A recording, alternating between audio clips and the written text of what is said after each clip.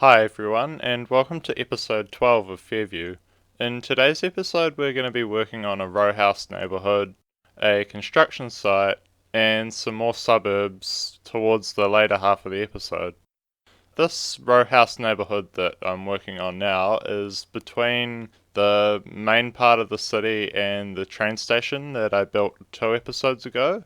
My inspiration to build a higher density neighborhood kind of came from Do Not Eat's Power Politics and Planning series because I was watching that and saw the really dense neighborhood that he'd made for that series, and it kind of gave me some ideas of my own that maybe I could make a more dense neighborhood rather than just sticking to the lower density suburbs everywhere, which you can kind of see on the edge of the screen when I zoom out. And it's also close to the train station, so that might have been a driver for some higher density developments at some point in the city's history.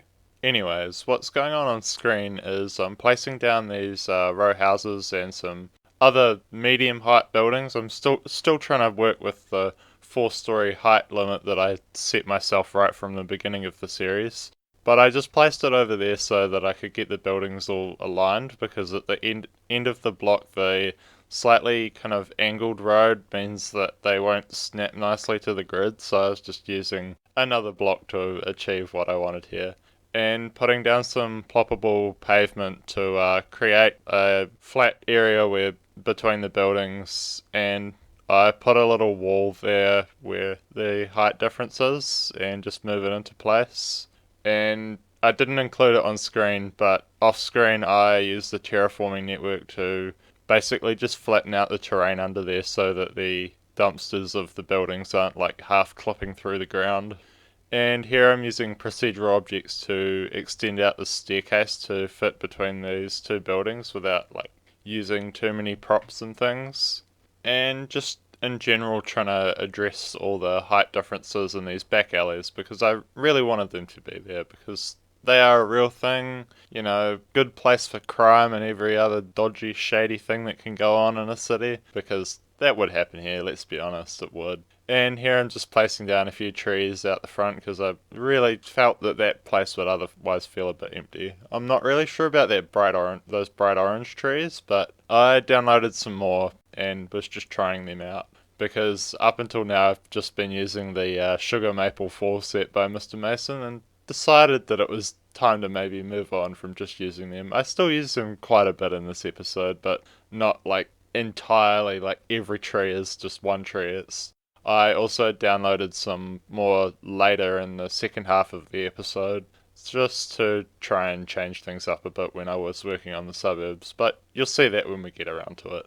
And here's just some different row houses to change the block up a bit and just try to not make it all the same, because up until now I've been using the row houses by Fine Build, the Brooklyn ones from the Brooklyn collection, and basically just a whole lot of Brooklyn buildings as well to try and create this neighborhood. But it's always good to change things up. And I'm about to start on a new block that's currently being developed, and in the other half of this block is going to be a construction site, which I mentioned at the beginning of the episode. And these buildings are by Alleytargs, and I've used them before actually on episode 3, I think, on the other side of the city, where I was also building some suburbs and housing and stuff. And they're modelled off some in Auckland. I think I also mentioned that in that episode, but you might not have seen it, that's okay. And just using these walls and ploppable pavement to basically just fill up the in-between space and hide all the props at the back of them, because otherwise it looked a bit weird, and I think I wanted them on the other models that are elsewhere in the city, so I couldn't use Prop It Up to get rid of them. And now we're going to move over to the front of this block, where I placed down some flower gardens, but I'm not really too happy with this because I'm not sure how the bushes really fit with the autumn theme that we're going for, because they're like bright flowers, and it wasn't really sure, but I kind of just went with it when I was building it and didn't really think too much about the autumn thing. But in hindsight, it doesn't really fit, so it might be something that I change off camera or something. And just a few more flower gardens and things. And now we're going to have like a brief like 20 seconds of the construction site, because when I originally did this, I didn't really have the right assets. So I just placed down a few things and then come back in a few minutes' time to fix things up once I restarted the game.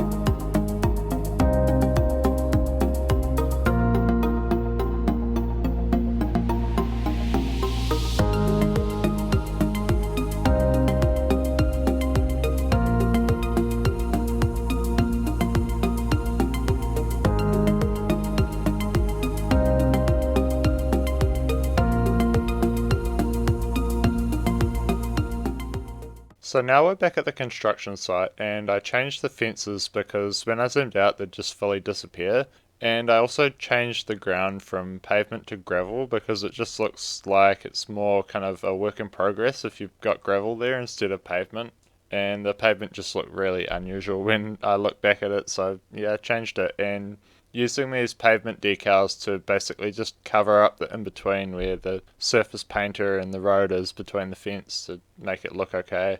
And adding a few props and things and moving around these fences. The props are there just like construction materials, and the fences I'm moving around to try and line up with where the decals are so that it doesn't look like they're clipping through too much. I mean, there's still like a little bit, but it could be understandable that why it's there. And just adding a pile of something there, just like rubble or something, I'm not really sure. And beside it, putting in some construction vehicles. I didn't end up putting the crane in here because it didn't really fit with the building height, didn't make any sense why it would be there. And more row houses and things along the back here. And also, one thing I wanted to talk about in this episode is that this is going to be the last episode of Fairview for a while because I plan to focus on other things, including tutorials for time traffic lights using the Traffic Manager mod. And after I've done those, I'll start a new series. So this will be it for Fairview for a while, but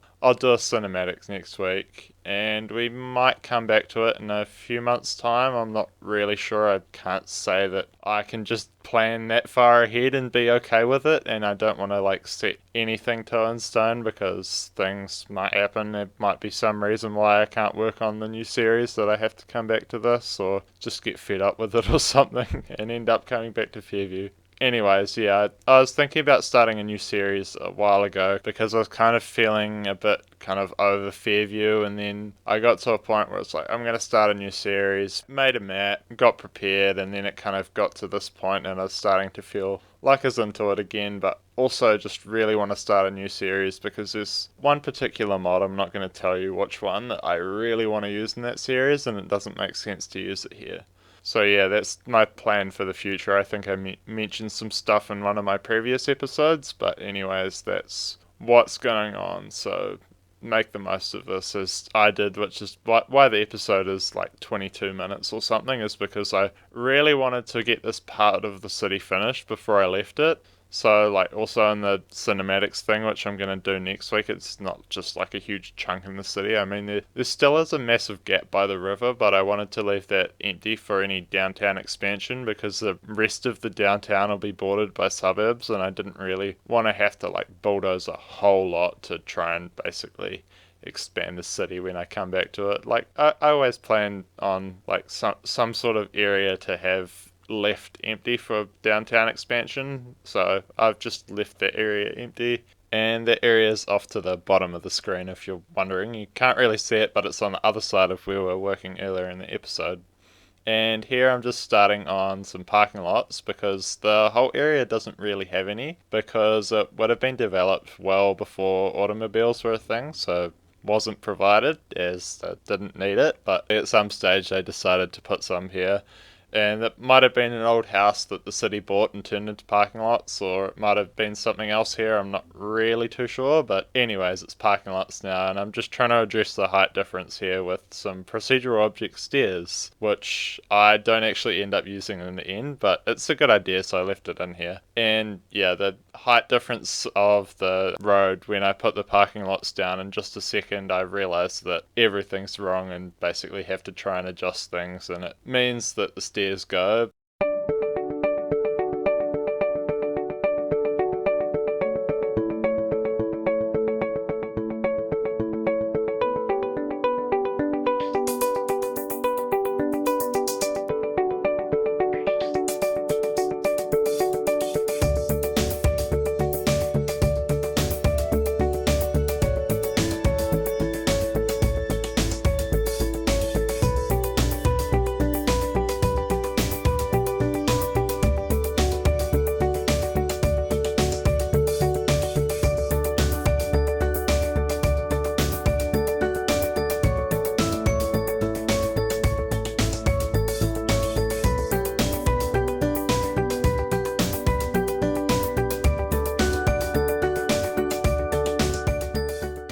And now we're back to work on some lower density suburbs using the houses from the University City Content Creator Pack and some houses from an American eclectic theme that can be found on the Steam Workshop.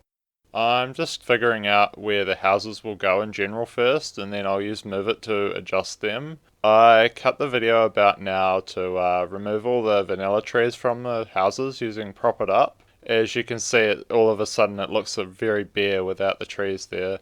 So I'll go through soon and put some of my own trees in using the maple trees that I was talking about earlier, as well as plenty of other trees. And with that house, I just used Prop It Up to remove the hedges around it because I didn't want them there either. And with the fences in this area, I upgraded some of them to create a bit of variety within the fences so they're not all the same, as like not every house has the same fence. And here I'm just adding some trees and things to kind of decorate the area a bit more, because I didn't really want to go too hard on the detail for just a few houses and things, because most of the time they're not going to be that important. I mean, I've just left the props that come with the buildings in and taken the vanilla trees out and basically using these trees to decorate them.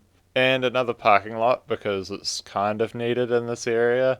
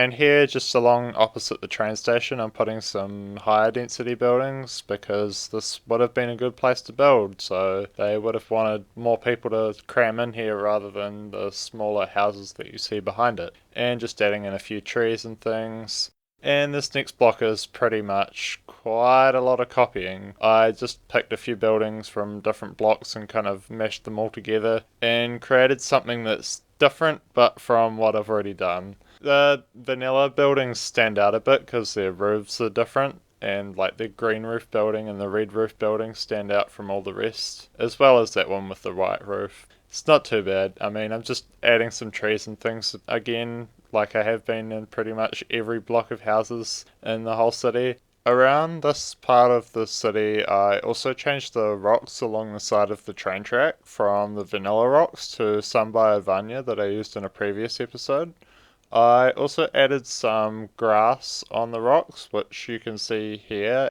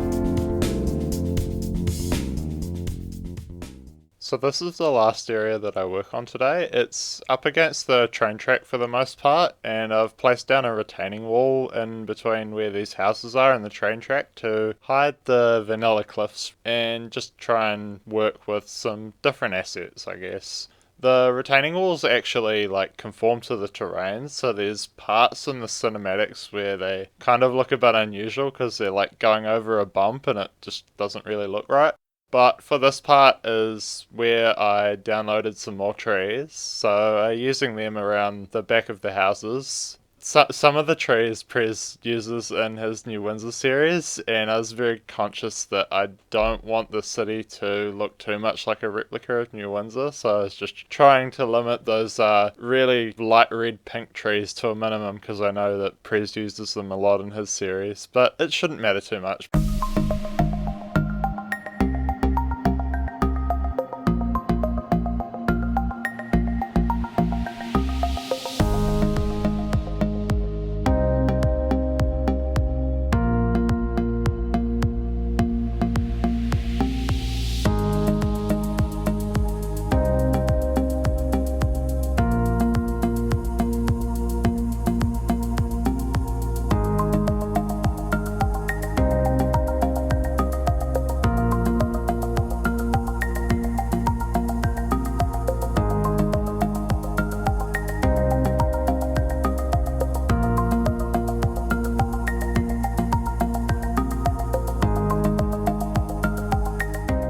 With this block I went pretty heavy on the trees and basically made them really dense compared to what I have been doing in some of the other blocks, and put down a chain link fence along the side of the train track so that people don't walk onto it because it's dangerous. And this is the end of the episode, so if you've enjoyed it then you should leave a like, and if you're new to the channel then subscribe for more. Thank you for watching and I'll see you next time.